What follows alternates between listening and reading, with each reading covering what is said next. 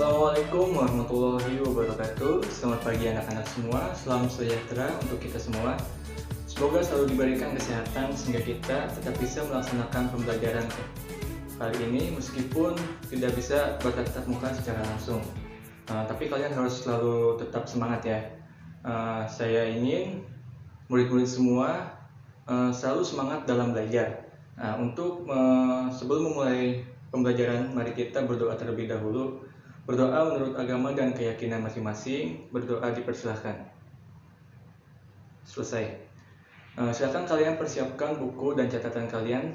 Saya harap kalian mengikuti dan menyimak pembelajaran ini dengan baik. Materi sebelumnya kita membahas tentang apa? Ada yang tahu? Ya, benar. Tentang kehidupan manusia purba dan asal-usul nenek moyang bangsa Indonesia. Melanjutkan materi yang kemarin, maka pada pembelajaran kali ini kita akan membahas tentang hasil-hasil kebudayaan masyarakat praaksara dan tradisi masyarakat praaksara yang masih ada hingga saat ini. Tujuannya agar kalian dapat memahami, mengklasifikasikan apa saja hasil-hasil kebudayaan masyarakat praaksara dan tradisinya yang masih ada hingga saat ini. Saya sudah pernah menjelaskan bahwa masyarakat praaksara itu dalam melaksanakan berbagai kegiatannya itu menggunakan alat-alat yang terbuat dari apa? Ada yang tahu? Ya, ada yang ingat materi kemarin? Ayo diingat-ingat lagi. Oke, menggunakan dari batu. Jadi dulu diperkirakan manusia purba itu dalam membuat alat-alat dari batu itu membenturkan batu yang satu dengan batu yang lainnya sehingga menghasilkan berbagai macam pecahan. Nah, pecahan-pecahan ini kemudian digunakan untuk berbagai peralatan. Contohnya, untuk menggemburkan tanah, berburu, untuk berburu binatang buruan, dan lain sebagainya. Nah, dengan adanya hasil-hasil kebudayaan masyarakat praaksara ini membuktikan kepada kita bahwa manusia itu bisa berkembang. Berbicara mengenai hasil kebudayaan, apa yang terlintas dalam pikiran kalian jika kita berbicara tentang hasil kebudayaan? Ayo, coba dipikirkan. Nah, misalkan seperti ini. Di rumah kalian punya pisau atau pernah melihat cangkul. Nah, itu semua adalah contoh hasil dari kebudayaan masyarakat praaksara yang saat ini sudah bahannya itu digunakan menggunakan bahan-bahan yang lebih modern.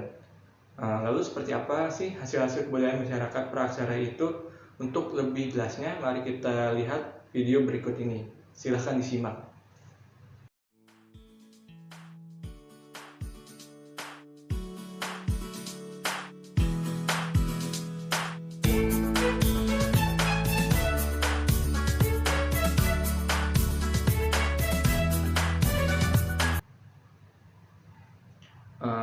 Oke, jadi kalau kalian pernah ke Museum Sangiran di daerah Jawa Tengah, itu kita di sana dapat melihat langsung alat-alat kebudayaan masyarakat praaksara lengkap dengan corak kehidupannya. Nah, saya telah menjelaskan bahwa zaman praaksara di Indonesia itu dibagi menjadi berapa zaman? Ada yang tahu? Ya, benar, dibagi menjadi dua, yaitu zaman batu dan juga zaman logam. Nah, zaman batu ada berapa zaman?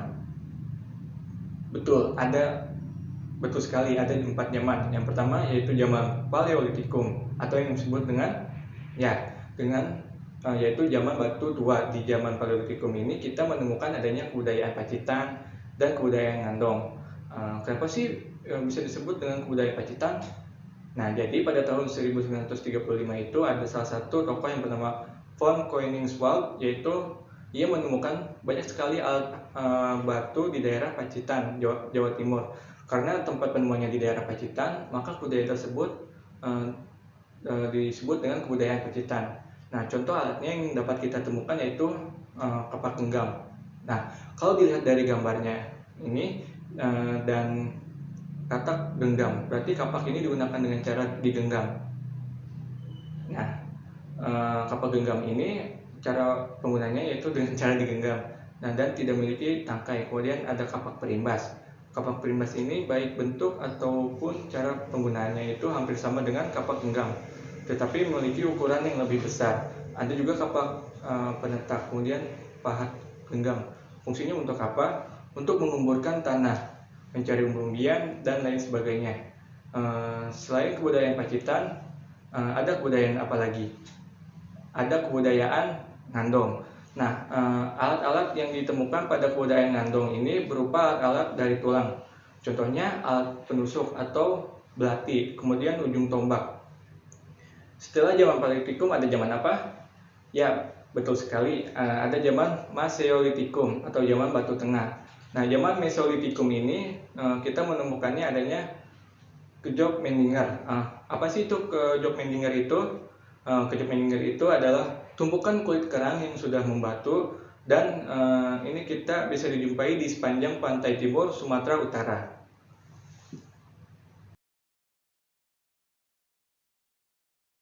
Kemudian ada juga Abris Roach. Abris Roach ini dapat kita jumpai terutama di daerah pedalaman di Jawa dan juga Sumatera. Selanjutnya zaman Neolitikum atau zaman Batu Muda. Di zaman Neolitikum ini alat-alat kebudayaan manusia itu jauh lebih berkembang dari masa sebelumnya. Ini dikarenakan adanya migrasi secara bergelombang, yaitu bangsa Proto-Melayu dari wilayah Yunan hingga ke Asia Tenggara, termasuk Indonesia. Contoh alat-alatnya yang dapat kita temukan yaitu ada kapak persegi. Nah, kapak persegi ini bentuknya persegi. Nah, kemudian ada kapak lonjong. Nah, kapak lonjong ini bentuknya lonjong. Fungsinya untuk apa? Untuk menggemburkan tanah. Ada juga mata tombak, mata pisau, dan juga ada gerabah. Setelah zaman Neolitikum, zaman batu yang terakhir yaitu zaman apa? Ada yang tahu? Nah, pintar. Zaman Megalitikum atau zaman batu besar. Di zaman batu besar ini kita menemukan alat-alat kebudayaan yaitu sudah berupa benda atau bangunan monumental yang terbuat dari batu-batu besar. Nah, contohnya ada menhir. Nah, menhir ini seperti tiang batu yang di sini banyak kita jumpai di daerah Bondowoso. Kalau kalian pernah ke daerah Bondowoso, Jawa Timur, tepatnya di Pekauman, kita dapat menjumpai alat-alat kebudayaan megalitik termasuk menhir. Kemudian ada juga dolmen. Bentuknya seperti apa? Nah, bentuknya itu seperti meja batu, fungsinya pemujaan kepada roh nenek moyang. Selain menhir dan dolmen, ada juga sarkofagus atau peti jenazah. Ada juga kubur batu dan juga pundan perundak dan banyak lagi. Nah, setelah zaman batu, selanjutnya zaman logam. Ini masih dibagi menjadi dua. Coba sebutkan. Ada yang bisa? Oke, yang pertama yaitu zaman perunggu, kemudian yang kedua zaman besi. Perunggu ini dapat kita temukan bejana. Perunggu kemudian ada kapak corong, nekara. Nah, nekara ini ditabuh ya untuk memanggil hujan. Nah, setelah itu ada zaman besi. Di zaman besi dapat kita temukan meja pisau, mata tombak, mata panah. Nah, itu beberapa contoh hasil kebudayaan masyarakat praaksara. Saya ulangi lagi ya. Hasil kebudayaan masyarakat praaksara, contoh seperti kebudayaan Pacitan, kebudayaan Ngandong, Kejok Mendinger, menhir, dolmen, kapak persegi, kapak lonjong, dan masih banyak lagi. Oke, karena waktunya sangat terbatas, jadi tugas kalian adalah belajar sendiri tentang tradisi masyarakat praaksara yang masih ada hingga saat ini.